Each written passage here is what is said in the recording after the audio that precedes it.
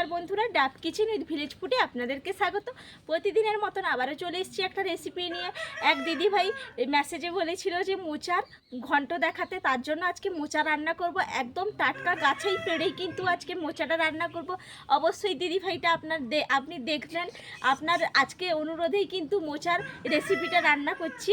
আজকে চলে যাব মোচা কাটতে। একদম আমার বাড়ির বাগানেরই মোচা, কোলা মোচা কাটবো, কাঁঠালি কোলার, আপনাদেরকে দেখাচ্ছি।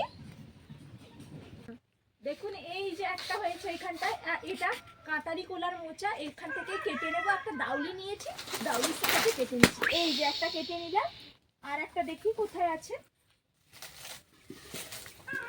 দেখুন একদম বন্যায় পুকুরে একদম জল ভর্তি হয়ে গেছে, একবারে ডুবু ডুবু করছে জল পুরো একদম। আর ওই দিকটাই দেখুন আমাদের অনেকগুলো গাছে কিন্তু কলাও ধরেছে, আর একদম কোলা বাগান এই দিকটাই ভর্তি।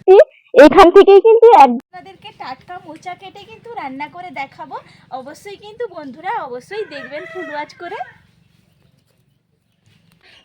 দেখুন একটা ছোট আর একটা বড় পেড়ে নিয়েছি। এগুলো কিন্তু কাঁটালি কলার মোচা। এগুলো কিন্তু খেতে ভালো লাগে, একটুও তেতো লাগে না। কিন্তু কাঁচকলার মোচা হলে কিন্তু একটু তেতো লাগে, কাঁঠালি কলার কিন্তু একটুও তেতো লাগে না। এরপর এটা কি করে ছাড়াবো আর কি করে রান্না করব, আপনারা পুরো ভিডিওটা দেখতে থাকুন। মোচাগুলো নিয়ে চলে এসেছি, ভালো করে ধুয়ে নিয়েছি। এরপর ছাড়িয়ে নেব। এইভাবে প্রথমে ছাড়িয়ে নিতে হবে।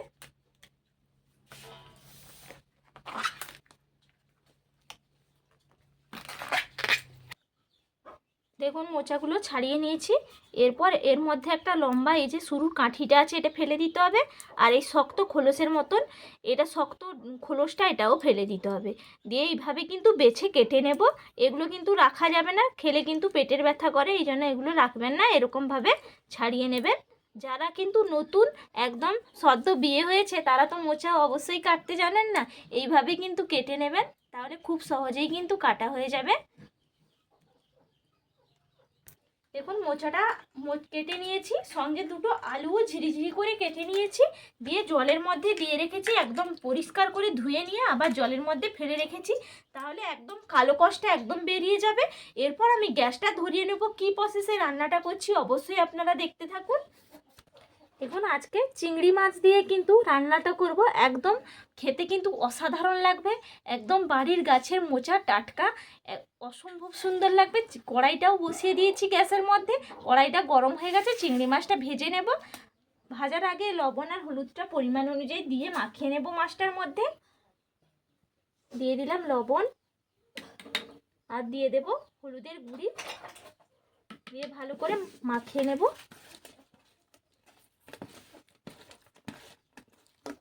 কড়াইটাও গরম হয়ে গেছে, কড়াইয়ের মধ্যে দিয়ে দিচ্ছি তেল। তেলটা ভালো করে গরম করে নেব। চিংড়ি মাছ ভাজতে তো বেশি সময় লাগে না, দিলেই কিন্তু কড়াইতে একদম চট করে হয়ে যায়। তেলটা একটু ভালো করে গরম করে নিতে হবে। তেলটা গরম হয়ে গেছে, এরপর মাছগুলো আমি কড়াইতে দিয়ে দিচ্ছি।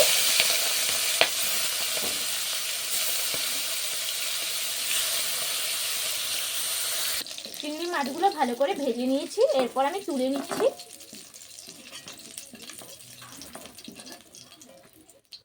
চিংড়ি মাছ ভাজা একটু তেল থেকে গেছে কড়াইতে, সেই তেলে আমি দিয়ে দেব আবারও তেল। দিয়ে দিচ্ছি সর্ষের তেল। তেলটা একটু গরম করে নিতে হবে ভালো করে। তেলটা গরম হয়ে গেছে, দিয়ে দিচ্ছি এলাচ দানা দুটো ফাটিয়ে দিয়ে দিলাম। আর দিয়ে দেব তেজপাতা, মাঝখান দিয়ে কেটে নিয়েছি, দিয়ে দিচ্ছি তেজপাতা। দিয়ে ভালো করে একটু নাড়িয়ে দিচ্ছি। দেখুন ভালো করে নাড়িয়ে নিয়েছি, এলাচটাও ভালো করে হয়ে গেছে। এরপর আমি দিয়ে দেব পেঁয়াজ কুচি। পেঁয়াজ কুচিটা ভালো করে ভেজে নিতে হবে। পেঁয়াজ কুচিটা ভালো করে আমি ভেজে নিচ্ছি। পেঁয়াজটা ভালো করে আমি ভেজে নিয়েছি।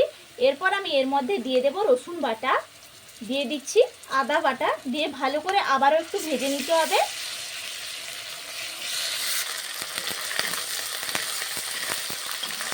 দেখুন ভালো করে আমি ভেজে নিয়েছি।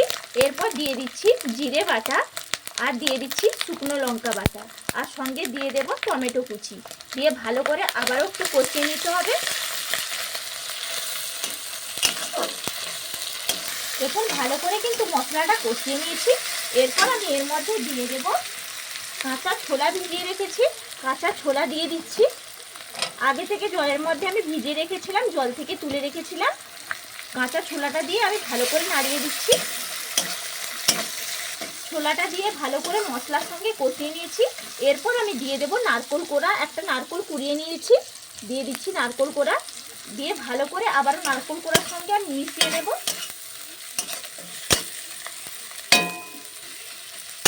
দেখুন ভালো করে নারকোলটাও মিশিয়ে নিয়েছি মশলার সঙ্গে। এরপর একটু জল দিয়ে দিচ্ছি যাতে মশলাটা বসে না যায়, এই জন্য একটু সামান্য জল দিয়ে আমি ভালো করে আবার একটু নাড়িয়ে দিচ্ছি।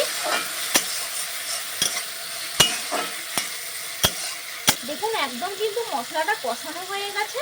এরপর যে মোচা আর আলুটা যে কেটে রেখেছিলাম জল থেকে তুলে আমি দিয়ে দিচ্ছি মশলার সঙ্গে। আলাদা করে কিন্তু আমি সেদ্ধ করব না, এইভাবে কিন্তু রান্না করলে অসম্ভব সুন্দর লাগে। সেদ্ধ করে দিলে কিন্তু এতটা টেস্ট হয় না। এই প্রসেসে কিন্তু রান্নাটা করবেন, খেতে কিন্তু অসম্ভব সুন্দর লাগবে। দেখুন এইভাবে দিয়ে দিয়েছি। এরপর মশলার সঙ্গে ভালো করে আমি মিশিয়ে নিয়েছি।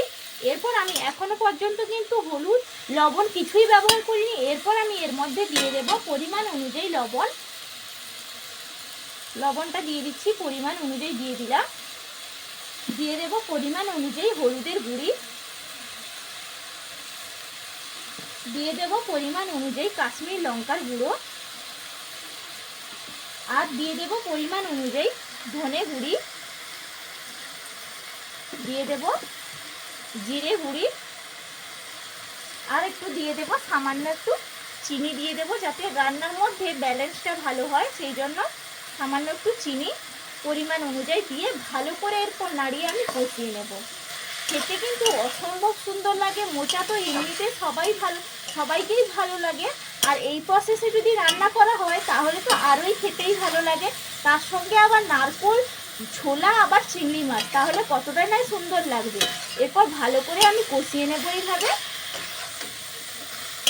দেখুন কি সুন্দরভাবে কষিয়ে নিয়েছি, আর এখনই কতটা সুন্দর কালারও চলে এসছে, দেখতেও কতটা সুন্দর লাগছে।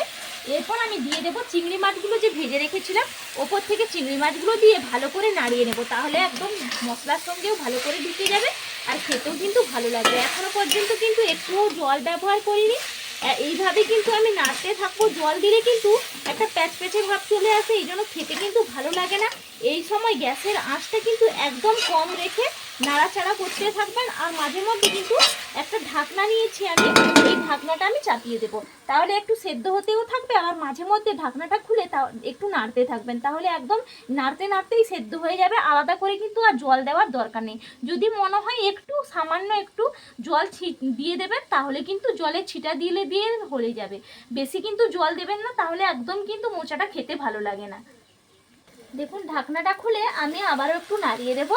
দেখুন একদম কিন্তু বসে যায়নি, এইভাবে হালকা আঁচে কিন্তু করলে একদম বসবে না, আর খেতেও কিন্তু ভালো লাগবে। এরপর আমি একটু সামান্য একটু জল হাতের মধ্যে নিয়ে একটু ছিটিয়ে দেব। সামান্য একটু জল এইভাবে হাতের মধ্যে নিয়ে ছিটিয়ে দিতে হবে, বেশি একটা জল দেওয়ার দরকার নেই। আর গ্যাসের আঁচটা কিন্তু একদম কিন্তু কম রাখবেন। দিয়ে এইভাবে একটু নাড়িয়ে দিলাম, তারপর একটা ঢাকনা, এই কাঁচের ঢাকনাটা আমি ঢাকিয়ে রেখে দেবো, তাহলে একদম সেদ্ধ হয়ে যাবে আর পারফেক্টভাবে কিন্তু হয়ে যাবে মোচার রান্নাটা। আর অবশ্যই বন্ধুরা সবাই কিন্তু ফুল ওয়াচ করে ভিডিওটা দেখবেন। প্রত্যেকে আমরা সবাই কিন্তু কষ্ট করে ভিডিও করি, অনেকেই আছে না ছাড়তেই কিন্তু কমেন্ট চলে আসে, কিন্তু ভিউজ দেখতে পাই না, লাইকও দেখতে পাই না। এরকমভাবে করবেন না বন্ধুরা, আশা করি আপনারা দেখবেন না স্ক্রিপ্ট করে চলে যাবেন, কিন্তু এরকম করবেন না, ফলস কমেন্ট করবেন না কেউ। দেখুন একদম রান্নাটা আমার রেডি হয়ে গেছে। দেখুন কি সুন্দরভাবে রেডি করে নিয়েছি। এরপর আমি এর মধ্যে দিয়ে দেব গুঁড়ো গরম মশলা, গুঁড়িটা আমি দিয়ে দিচ্ছি। দিয়ে ভালো করে আবার একটু আমি নাড়িয়ে দিচ্ছি।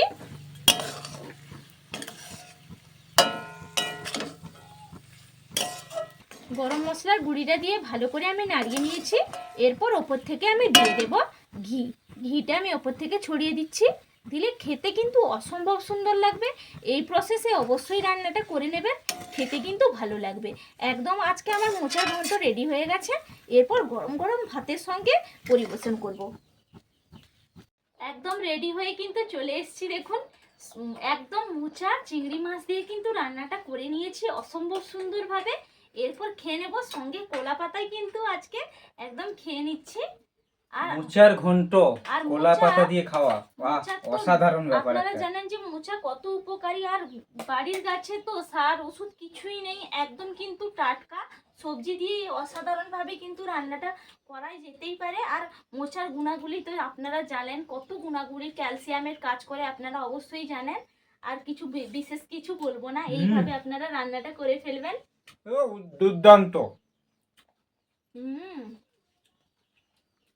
একতলা ভাত সঙ্গে চিংড়ি মাজা, কলা পাতায় বসে খাওয়ার মজাটাই আলাদা। তো যাদের গ্রামের দিকে বাড়ি তারা অবশ্যই হয়তো কলা পাতায় খাও, কিন্তু অসাধারণ ব্যাপার। মোচাতে চিংড়ি মাছ পড়েছে, দারুণ একটা লোভনীয় ব্যাপার। যেই দিদিভাই কমেন্ট করে বলেছিলেন যে মোচার রেসিপিটা দেখাতে, অবশ্যই দেখালাম। আপনি অবশ্যই সময় করে বন্ধু দেখে নেবেন। আর ভালো থাকবেন, সুস্থ থাকবেন। আবার আপনাদের সঙ্গে আমার পরের ভিডিওতে দেখা হবে। টাটা।